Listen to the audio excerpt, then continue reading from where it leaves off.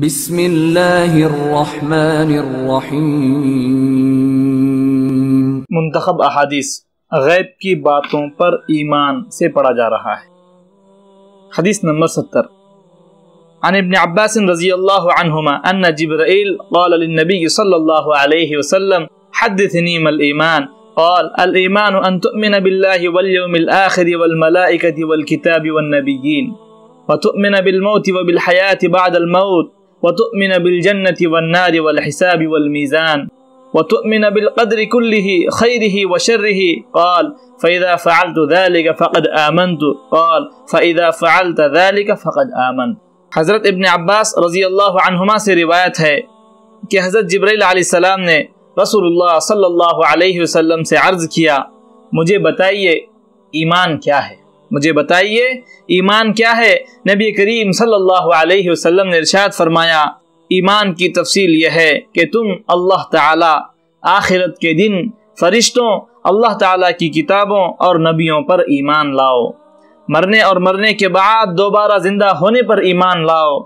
جنت، دوزخ، حساب اور اعمال کے ترازو پر ایمان لاؤ، اچھی اور بری تقدیر پر ایمان لاؤ۔ حضرت جبرائیل علیہ السلام نے عرض کیا، جب میں ان تمام باتوں پر ایمان لے آیا تو کیا میں ایمان والا ہو گیا؟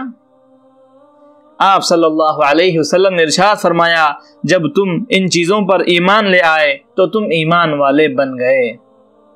عن ابی ہریرہ رضی اللہ عنہ عن النبی صلی اللہ علیہ وسلم قال الایمان ان تؤمن باللہ وملائکتہ وبلقائہ ورسلہ وتؤمن بالبعث،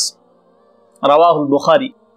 حضرت ابو ہریرہ رضی اللہ عنہ سے روایت ہے کہ نبی کریم صلی اللہ علیہ وسلم نے ارشاد فرمایا، ایمان یہ ہے کہ تم اللہ تعالیٰ کو، اس کے فرشتوں کو اور آخرت میں اللہ تعالیٰ سے ملنے کو اور اس کے رسولوں کو حق جانو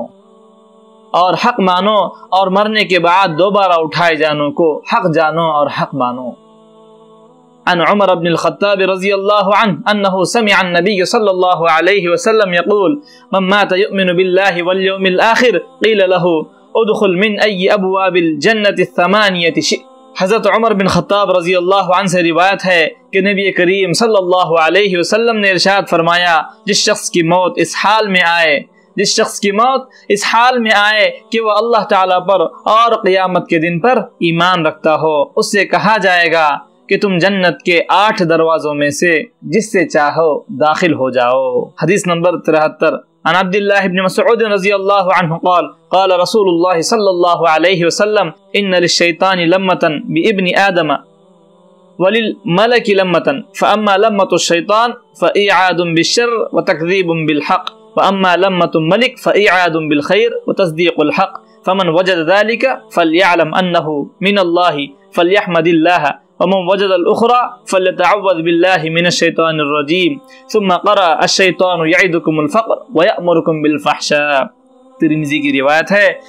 حضرت عبداللہ بن مسعود رضی اللہ عنہ روایت کرتے ہیں کہ رسول اللہ صلی اللہ علیہ وسلم نے ارشاد فرمایا، انسان کے دل میں ایک خیال تو شیطان کی طرف سے آتا ہے اور ایک خیال فرشتے کی طرف سے آتا ہے۔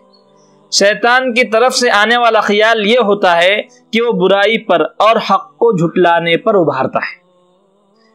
فرشتے کی طرف سے آنے والا خیال یہ ہوتا ہے کہ وہ نیکی اور حق کی تصدیق پر ابھارتا ہے، نیکی اور حق کی تصدیق پر ابھارتا ہے۔ لہذا جو شخص اپنے اندر نیکی اور حق کی تصدیق کا خیال پائے اور اس کو سمجھنا چاہیے کہ یہ اللہ تعالیٰ کی طرف سے ہدایت ہے اور اس پر اس کو شکر کرنا چاہیے، اور جو شخص اپنے اندر دوسری کیفیت یعنی شیطانی خیال پائے تو اس کو چاہیے کہ شیطان مردود سے اللہ تعالیٰ کی پناہ مانگے۔ پھر رسول اللہ صلی اللہ علیہ وسلم نے قرآن کریم کی آیت تلاوت فرمائی، الشیطان یعدکم الفقر ویأمرکم بالفحشاء، جس کا ترجمہ ہے